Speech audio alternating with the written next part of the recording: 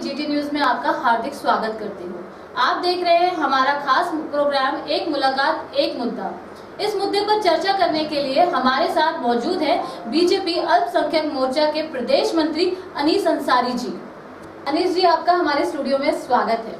अनीस जी, हम सबसे पहले आपसे ये जानना चाहते हैं कि आप मुस्लिम समुदाय से हैं और आपने बीजेपी कब ज्वाइन की? जी, मैं भारतीय जनता पार्टी में 1989 से हूँ। जब मैं बहुत छोटा सा था जी, उस समय पर मैं वोटर भी नहीं हुआ करता था जी। भारतीय जनता पार्टी की रीति और नीतियाँ मैं लोगों से सुना करता था। मुझे सबसे अच्छी भारतीय जनता पार्टी लगी, इसलिए मैंने भारतीय जनता पार्टी के पोस्टर चिपकाए, भारतीय जनता पार्टी के लिए काम किया। नारे लगा लगा के, हम माइकों में नारे लगा के घूमा करते थे इलेक्शन के समय पर। और भावनाएं जो देखी मैंने भारतीय जनता पार्टी के लोगों की बहुत अच्छी थी, देश हित में थी, इसलिए मैंने भारतीय जनता पार्टी को ज्वाइन किया और मैं भारतीय जनता पार्टी का ही हो गया। ऐसा क्या है बीजेपी में जिसने आपको पार्टी से जुड़ने के लिए प्रभावित किया? देखिए, ऐसा सब कुछ भारतीय जनता पार्टी में ही है जिसने जुड़ने को प्रेरित किया। भारतीय जनता पार्टी राष्ट्र की मुख्य धारा से जुड़ी हुई पार्टी है। भारतीय जनता पार्टी देश हित के काम करती है। भारतीय जनता पार्टी समाज हित के काम करती है। भारतीय जनता पार्टी 125 करोड़ हिंदुस्तानियों के हित की बात करती है, इसलिए भारतीय जनता पार्टी सबसे अलग और सबसे अच्छी पार्टी है। अभी ये कहना भी गलत नहीं होगा कि भारतीय जनता पार्टी ही एकमात्र पूरे हिंदुस्तान में ऐसी पार्टी है जिसमें और पार्टियों की तरह भाई भतीजावाद, बेटा पितावाद, परिवारवाद, बिरादरीवाद, जितने भी वाद है ना, ये नहीं है। हमारा एक ही नारा है, सबका साथ सबका विकास। एक तरफ बीजेपी सबका साथ सबका विकास जैसा नारा दे रही है, वहीं दूसरी ओर अभी तक मुसलमानों से परहेज क्यों? देखिए, ये कहना बिल्कुल गलत है कि भारतीय जनता पार्टी मुस्लिमों से दूरी रखती है या दूर है। सन 1980 की याद दिलाता हूं आपको।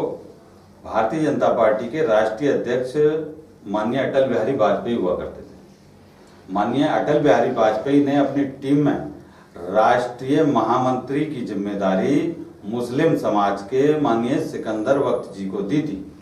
माननीय सिकंदर बख्त जी के बाद आज तक लगातार बड़ी बड़ी जिम्मेदारियों पर मुस्लिम समाज के लोग भारतीय जनता पार्टी में काम कर रहे हैं। माननीय उदाहरण के तौर पर थोड़े से आपको मैं बताना चाहूंगा, माननीय मुख्तार अब्बास नकवी साहब जी हमारे कहना चाहिए मुस्लिम समाज के रहनुमा केंद्र सरकार में नकवी साहब हैं, सैयद शाहनवाज हुसैन साहब हैं, और भारतीय जनता पार्टी की ही देन है कि आज श्रीमती डॉक्टर नजमा हेपतुल्ला जी स्टेट की गवर्नर। तो ये कहना बिल्कुल गलत है कि मुस्लिम समाज और भाजपा की दूरी, कभी दूरी नहीं रही, ना कभी दूरी की बात की भारतीय जनता पार्टी ने। बीजेपी द्वारा लगातार चल रही मुस्लिम समाज में बैठकों का क्या कारण है?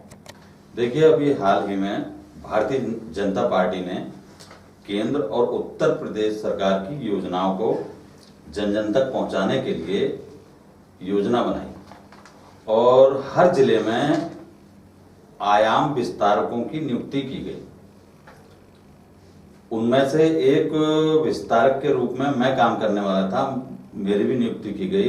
मुझे काम सौंपा गया भारतीय जनता पार्टी द्वारा प्रबुद्ध मुस्लिम समाज, महिला और पुरुषों के बीच जाके मैं भारतीय जनता पार्टी की रीति और नीतियां मुस्लिम समाज को बताऊं, मुस्लिम समाज को ये बताऊं कि आपका हित किसमें सुरक्षित है। मुस्लिम समाज का आह्वान करूं कि आप भारतीय जनता पार्टी में आओ।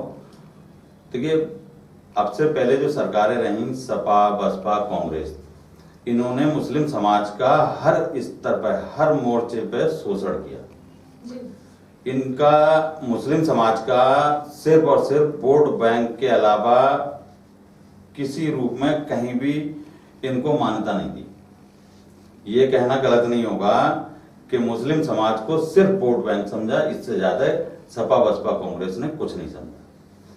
भारतीय जनता पार्टी की जो बैठकें मुस्लिम समाज में चल रही हैं, वो इसलिए चल रही हैं कि उनको सब कुछ बताया जाए, समझाया जाए कि केंद्र सरकार ने क्या क्या योजना है, जैसे उज्ज्वला योजना, सुकन्या योजना, जनधन खाता योजना सहित करीब 100 से अधिक योजनाएं ऐसी हैं जो केंद्र सरकार ने चला रखी हैं, उनका लाभ मुस्लिम समाज को मिले।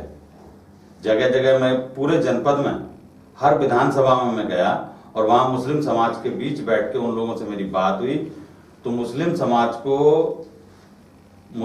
के बहुत से लोगों को ये जानकारी नहीं है कि ये योजनाएं क्या हैं, इस योजना का क्या लाभ है, इस योजना का किसको लाभ मिलेगा। तो वो सारी योजना मुस्लिम समाज के बीच हमने बताई। वो सारी योजनाओं का लाभ लेने को हमने मुस्लिम समाज से आह्वान किया और हमने कहा कि आप सरकार की योजनाओं का लाभ उठाएं और किसी अन्य पार्टी के बहकावे में ना आके आपके लिए जो सबसे ज्यादा काम कर रही है मेरी भारतीय जनता पार्टी की तरफ से मैंने उन लोगों का आह्वान किया कि आप निसंकोच होके भारतीय जनता पार्टी की तरफ आएं। भारतीय जनता पार्टी उन्हें गले लगाने के लिए तैयार। अनीस जी, आपका हमारे स्टूडियो में आने के लिए बहुत बहुत धन्यवाद।